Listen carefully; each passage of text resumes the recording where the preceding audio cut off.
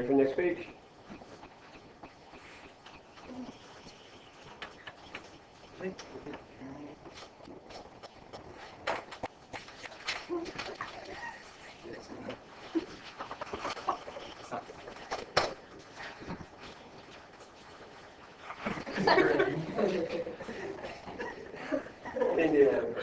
That was when you guys had the for the English, the Gatsby, and I think it was Ellie. I don't know. Somebody was in Ellie. What? No, it was Nicole, or woman. And she had a bow that had sprinkles everywhere. So it's like I moved that this way, and I apologize.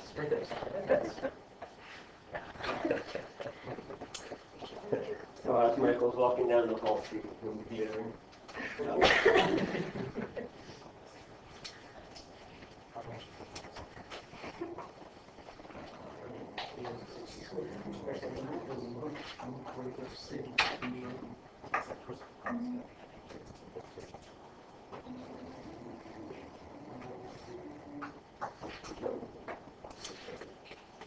Next page.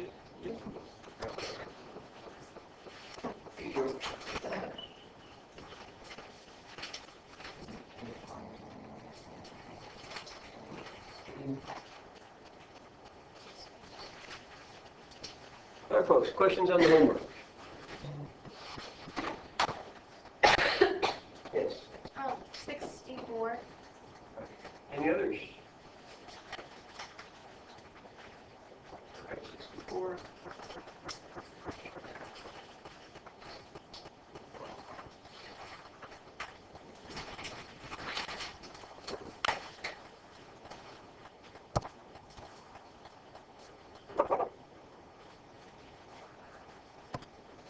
Eight.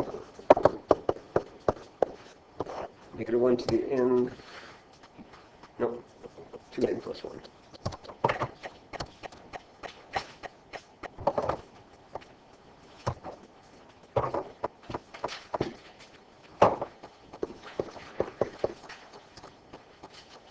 Over 2.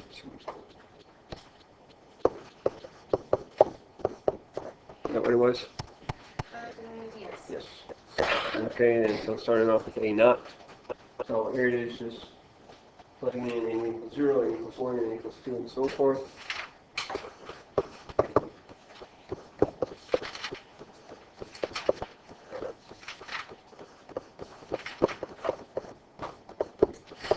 So in the numerator I have what? So -1 to the first power. So my -1. Denominator? 1. So there's my first one, right? Yeah, I see what you're wrong. Okay. So you plug in the n's first and then do the like exponential. Well, here it was. Over here was the factorial, right? It's for everything inside, the entire thing. So first we have to find out what this actually is. So right, first we'd have to put in n equals 0 or n equals 1. When I stick in n equals 1 here, 2 times 1 plus 2 gives me 3 factorial. Not 2 factorial, but 1 factorial, but 3 factorial. Any other? All right, folks. So today we're going to continue on as far as the sequences, talking about series. And then the next 2 days going into arithmetic and geometric sequences, getting us ready for a quiz on that. So,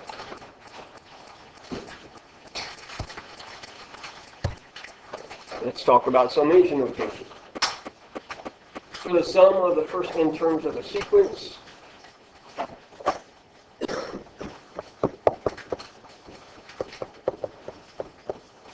we're going to try to add all these on up.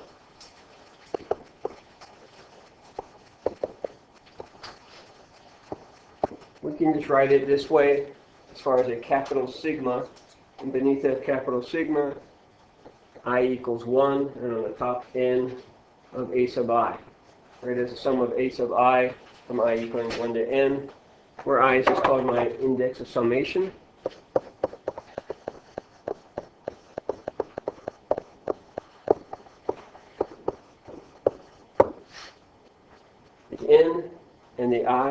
are my upper limit and lower limit of summation. So n, my upper limit,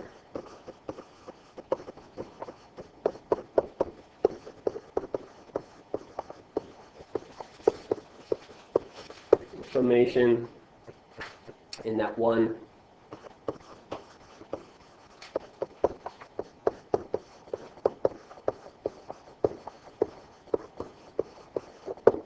my lower limit of summation. All this is another way, instead of writing down my first term plus my second term plus my third term, if I have 20 of them, I have to write down that 20 times, or I can just write down that capital sigma to represent, okay, I'm adding up everything, and I'm just using my index, it's I, adding up the next integer. So I equals 1 to n. So I start off with 1, then 2, then 3, and I stop when I finally get to n. So it's just a symbol that we use to write addition, summation. So if we have something like this, we're going to find the sum of 4i plus 1, where I equals 1 to 4. So I'm using I equals 1, 2, 3, and 4, and then I want to add them all together. So starting off with I equaling 1,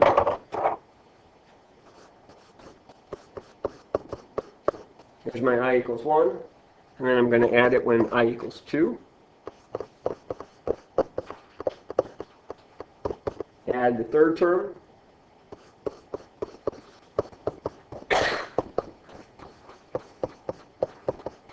And then the last term when I equals 4. So all I did again was using my index of summation, it tells me I'm going from 1, the lower limit, always up to 4. And all I'm doing is inputting it into that 4i plus 1. So what do I get here? 4 times 1 plus 1 plus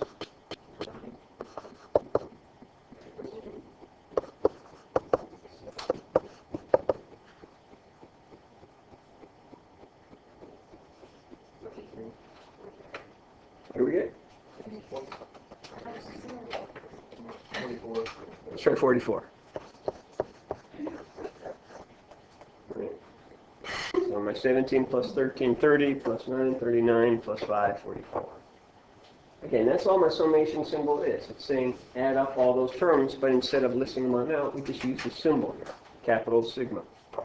So the second one, as you can see in the second one, my index of summation, the lower limit, doesn't always have to be 1. In this case, it's starting off with 2, so we're using the numbers 2, 3, 4, and 5. So here we get our 2 plus 2 cubed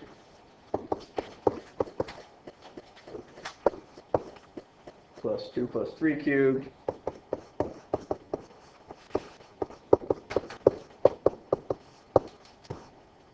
plus 2 plus 4 cubed plus 2 plus 5 cubed. Right? So 2 plus 2 cubed, I'm sorry, 2 plus 3 cubed,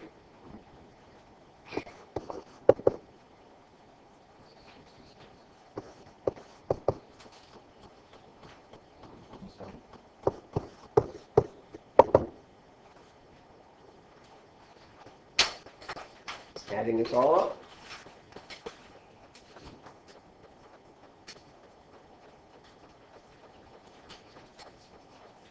Okay. Absolutely. And finally, here we have, we're going to get the sum of 2 over I factorial, where I ranging from 1 to 6. So here we have our 2 over 1 factorial.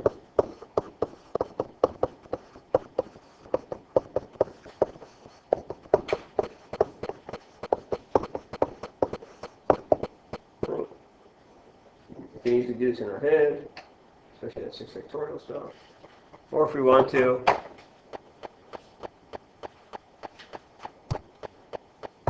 so that 2 over 1 factorial is just what? 2. 2 over 2 factorial. All right, just 1. And then we can start doing our 2 over 3. Where's factorial? Right down here. 3 factorial. right by the question mark underneath your enter key,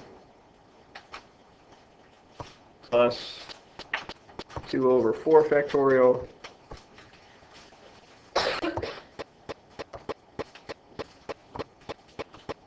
2 divided by 5 factorial, and lastly,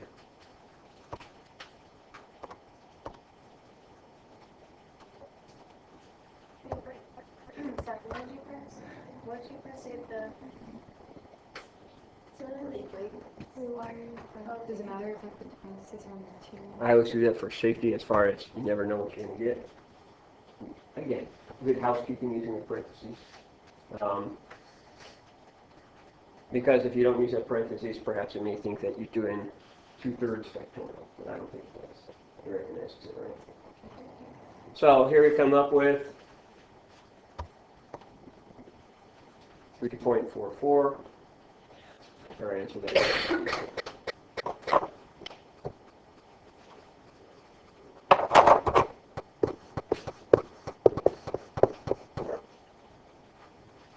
Using our summation, right? Again, a summation symbol, a sigma symbol, that's all it means. Add. Just keep on increasing my index by 1 until I get to that upper limit. Question. So there's some certain properties of our sigma notation or summation notation that make it easier to calculate.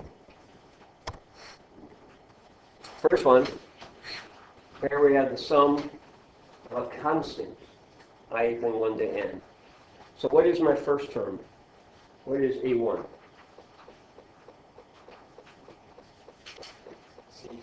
C. What is A2? A3? AN? So if I just have a constant, whether it's 2, 5, 7, 9, whatever have you, right? I'm just adding that how many times? So you can see that. I'm adding it n times.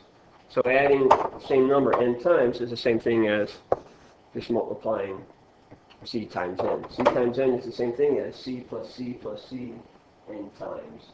So if I just have a constant, it's not dependent upon the I at all. We have no i's in there, right? It's just c, constant. It's just going to be c times n, whatever that upper limit is. In this case here, what is my first term for number 2? When I is 1, I have what? C times 1. 2 times A1. Next term? 2 times A2. And my nth term? They all have what in common? They have a C in common. So in other words, I can factor out that C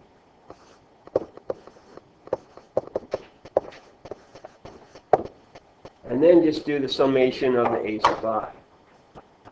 I think that's the exact same thing as if I was just to factor out that C. So pull out that C that's not dependent upon any I's, and then I just have something a little bit smaller that I have to manage as far as taking the summation of. With addition, if we have the sum of AI plus BI, I equaling 1 to n, we can actually split that up into 2 different summations.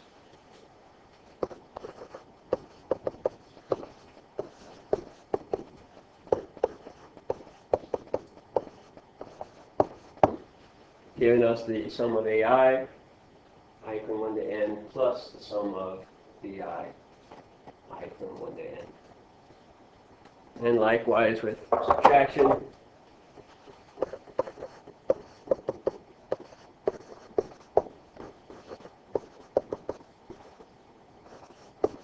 we can take the 2 different sums, summation of AI, summation of BI, and take the difference.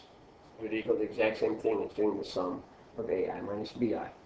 Again, especially when these get very large, it is a lot more manageable, right, to go ahead and split it up this way.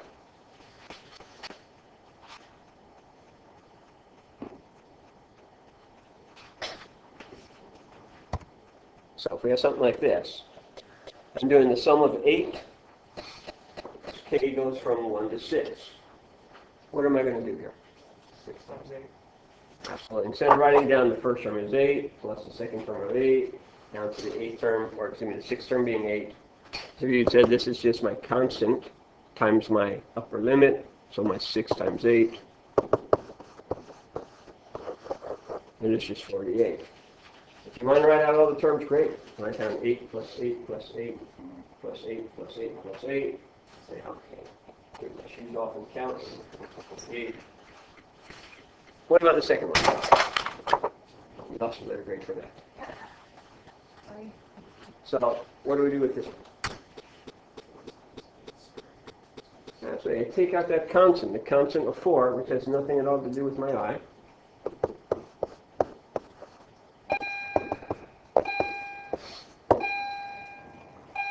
So now I have 4 times the summation of I, where I equals 1 to 12. So what am I doing? I'm just adding up all the integers from 1 to 12, which is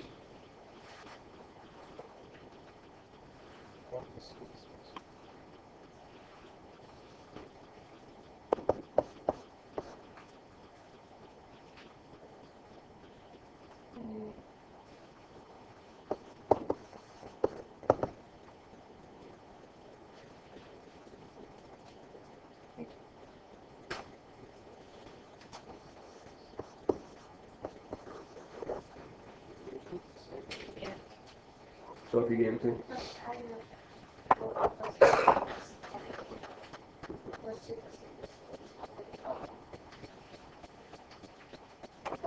Let me show you something else. This is not required at all, folks. This is something I saw.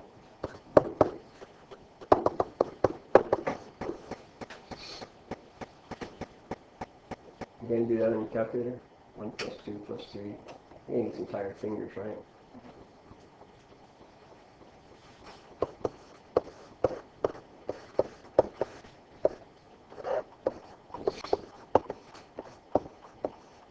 What's 25 times 51?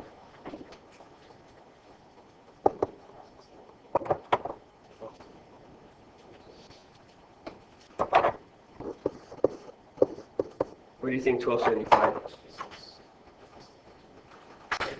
Adding up all the integers from 150.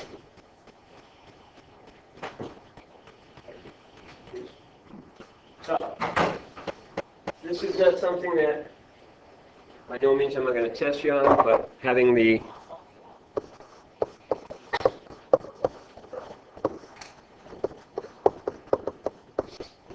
if I want to add up all the integers from 1 to n, I can just use this formula here. N times n plus 1 over 2, and this will always give me that answer. Yes.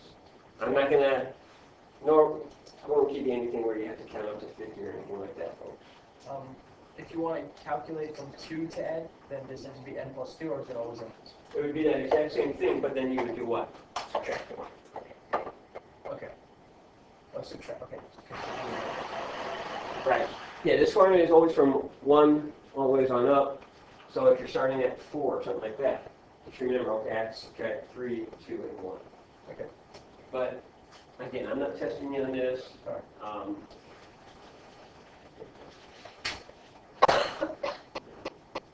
I just think it's useful to have, especially all of you guys are doing the 1 plus 12 and all that. So regardless on how you come up with it, we come up with 78, and then 4 times 78 gives us that 312. Here, once again, if I want to, I can do 3 times 1 plus 7, 3 times 2 plus 7, 3 times 3 plus 7. But I can also use my properties here. What property would I use?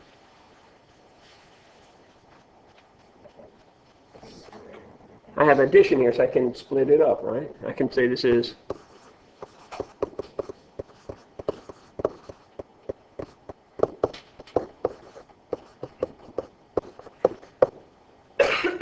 and here, just like we did in the last one, what can I do with that 3? That's a K. It's just a weird looking K. I can pull the 3 out in the front.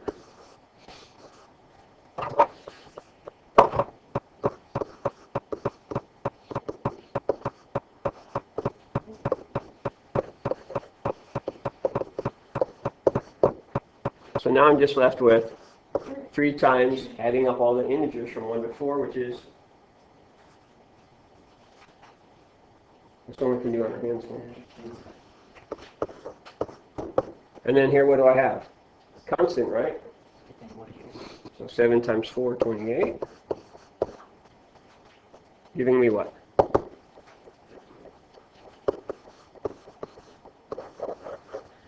So here, the summations that we had to deal with is adding up integers, right? And then also just dealing with a constant. Instead of worrying about what values we're going to get when I stick in k equals 1, k equals 2, k equals 3, and k equals 4, this breaks it down to 2 simpler problems. Or sometimes it may be 3 or 4, whatever have you, but using those properties of summations just breaks it down to something a little bit more manageable, right? What can I do with this next one? Separate them.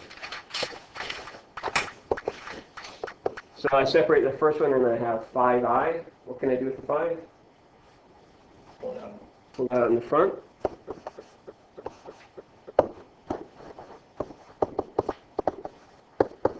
So now again we have 2 separate summation problems. One where it just has I, so I'm adding up my integers. The other one with a constant. So summation of I, where I equals 1 to 5, again, adding up the integers from 1 to 5 gives us, and what do I do here? 12 times 5.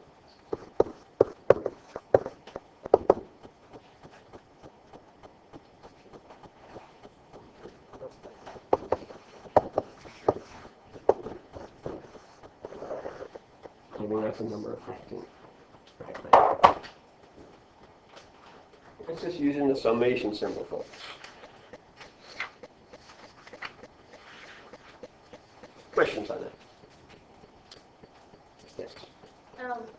Like I understand how you got 15, like you added up all the integers. Yeah, 1 plus 2 plus 3, But if you use the big 5 or the little 5 first term? Use like the big This 5 is this 5. And then, okay, I The think 5 in the parenthesis, this 15 comes from 1 plus 2 plus 3 plus 4 plus 5, all that equals 15. So why did you do it on the second? Do you see any eyes there? No.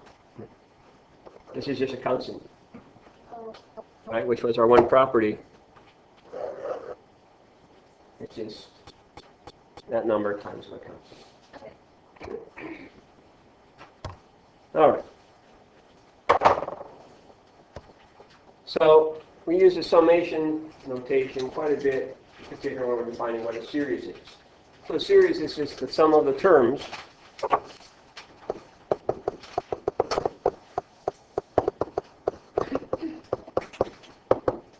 of a finite or of an infinite sequence. So the sequences that we went over last time, yesterday, are my A1, A2, A3, always up to AN. If I had a finite sequence, I add all those up together, and I get myself what is called a series.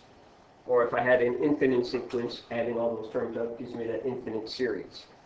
So here we had an infinite sequence, A1 to AN, and always on down to infinity. So if we just look at the sum of the first n terms. So again, I'm just looking at these guys. I'm not looking at anything past. I'm not looking at always to infinity.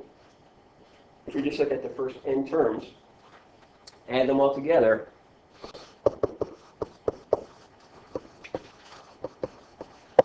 we call this a finite series, or more commonly,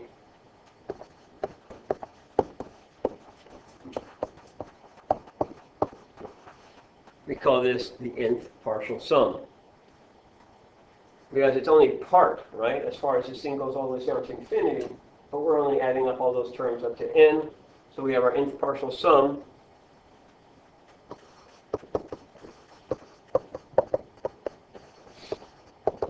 Which you can write again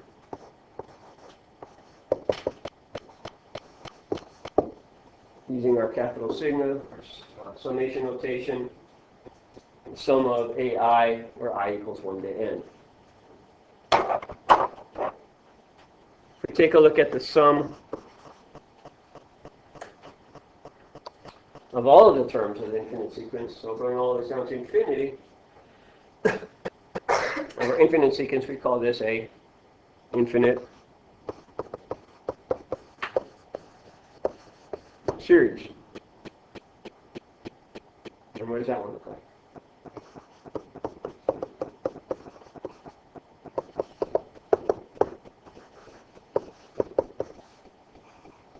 I equals 1, 2.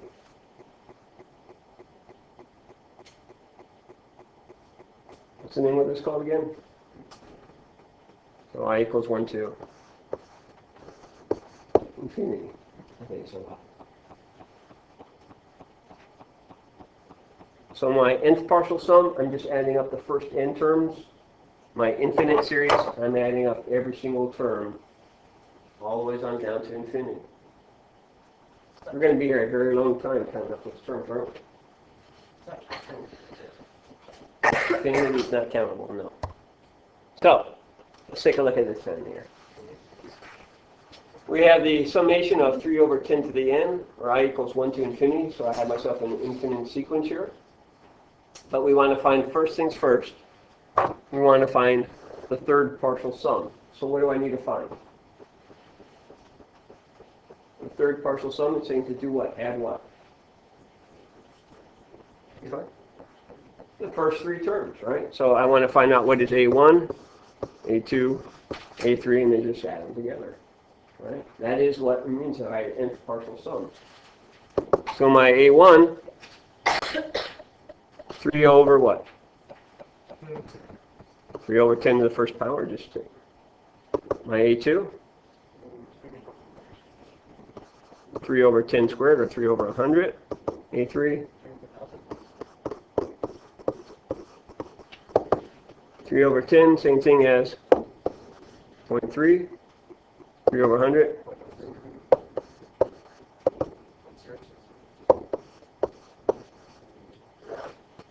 I add them.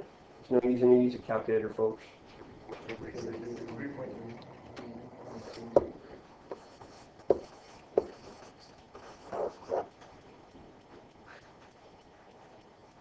All right, folks. So here we come up with the third partial sum of this infinite sequence. It's just 0.333.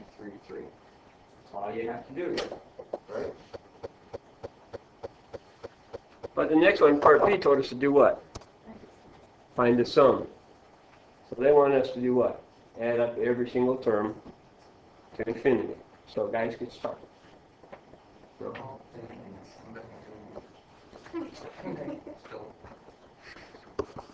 So we already know we had 0.5 or 0.3.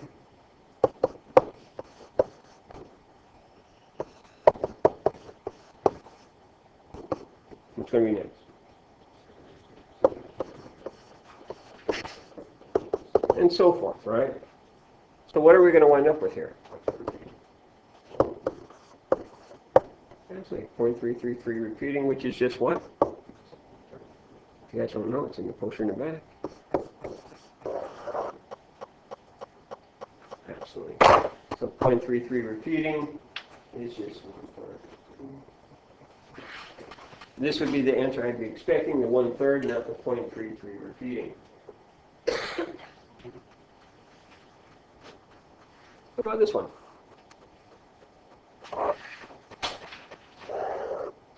So my first term,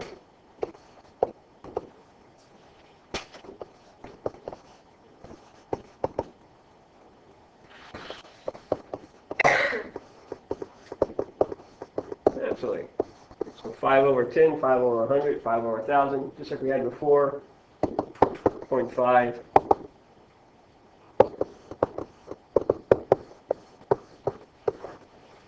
We add that up.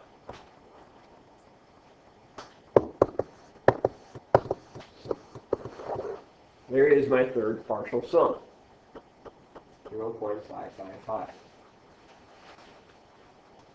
Again, if I look at the fourth term, the fifth term, the sixth term, what am I adding? So my A sub 3, my A3 was 0.005, my A4 would be 0.0005, and then the next is 0.00005, and so forth, giving us what? 0.555 repeating. Anybody know?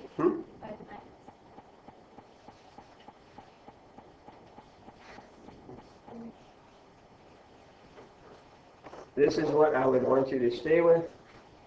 How did you come up with that? Well, I mean, it taught me that anything over 9 is just itself repeated. It is 5 nines, absolutely. However, that being said, the majority of us would not get that 5 nines without a lot of effort. I was not expecting that. Very good. Very good. So, if it is recognizable, 0.33, 0.66, something, or I could say this is 1/3, this is, 2/3. Numbers like that. That I would expect you to write as a fraction. Something that's 0.55, for everybody but agree on that, I expect you to put down 0.55. Repeating. Make sure you use your repeating bar correctly, right? Sorry, it just goes over what is repeating. Did I put it over 2 5s, 3 5s, 1 5? Just the 1 5. It's only the 1 5 that's being repeated. What about this one? Tell me what to do.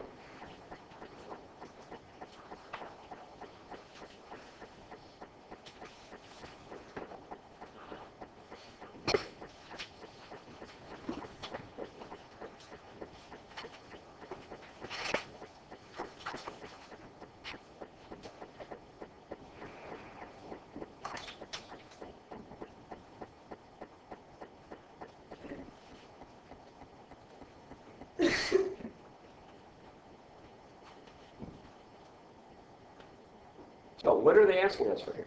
First of all, what's the first thing you do with your word problem? Step 1 is to do what? Step 1 is to read it. What's step 2? Identify the... What's step 2? Repeat what you said for step 1. Read it. I'm serious about that, folks. As far as the first time you read a problem, you read it and your mind focuses on the shiny pebbles in the water type stuff. So, okay, I'm looking at this and this, and you're not looking at some other information that may be there, present, or may not be quite as clear as once you read it that second time. Okay, this is what they're asking me for. This is what's been given. So, what are they asking us for here? Summation. Cost. Well, I mean, mathematically, what do I need to find here?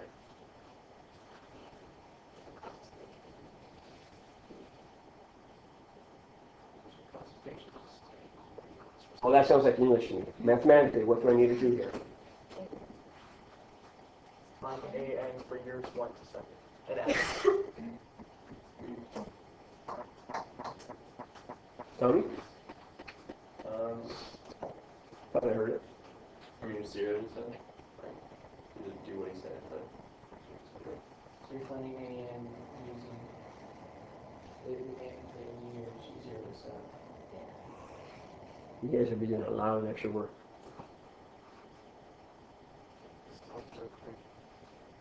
oh, it's just from 2002 to 2004. So it's like from 5.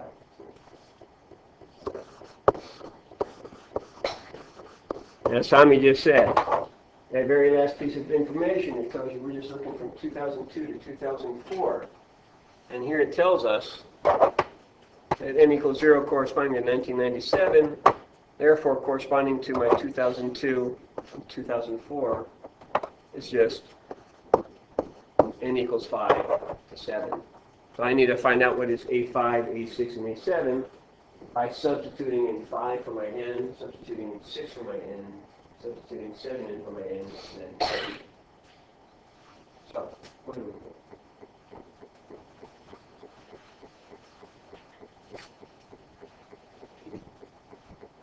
Thank you. 753.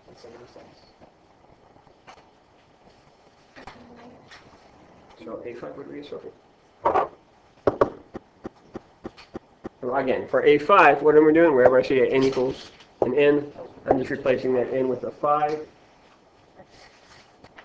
Yes, Ron. Is that 4,000 or 4.12?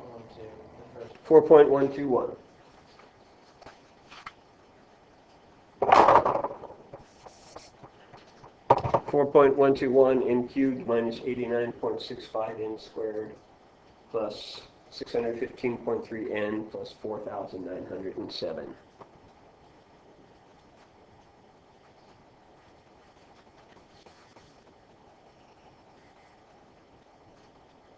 So anybody have anything for A5?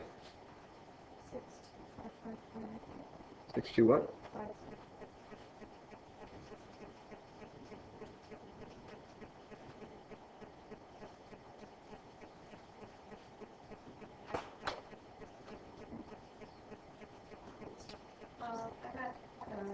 6,257.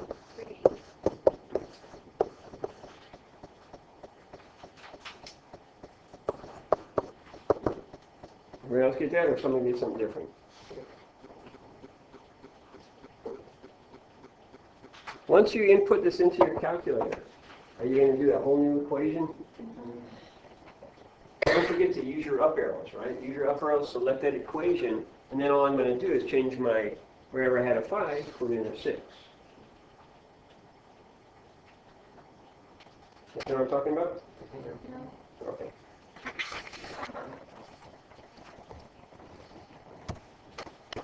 So here we have what?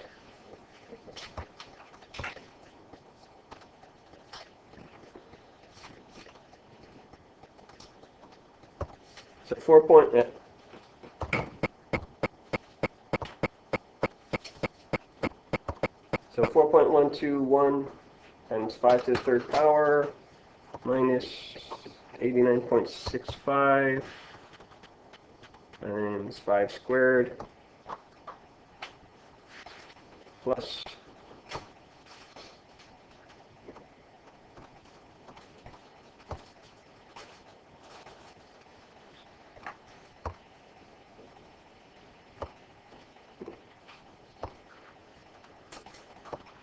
so here we got that first one, right, where n equals 5. So again, to come up with our n equals 6, what do we do? Use that up arrow, right? Ready? Yeah, no, I got Okay, it. so use the up arrow, select it, and now I can come back here and just change my 5s to 6s or whatever happens. So, what did we get for A6? 6,261 and what? 4 cents. And finally, 6,234.75 cents.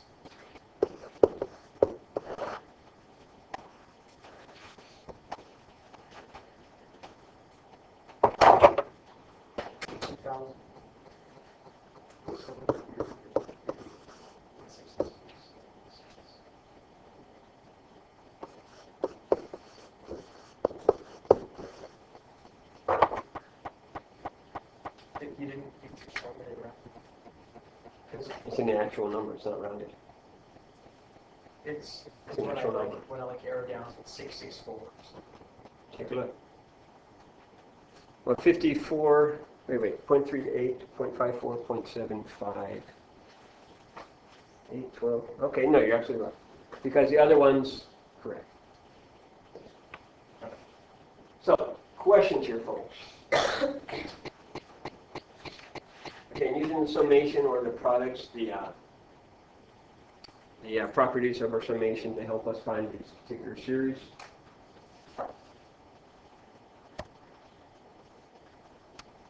Enjoy.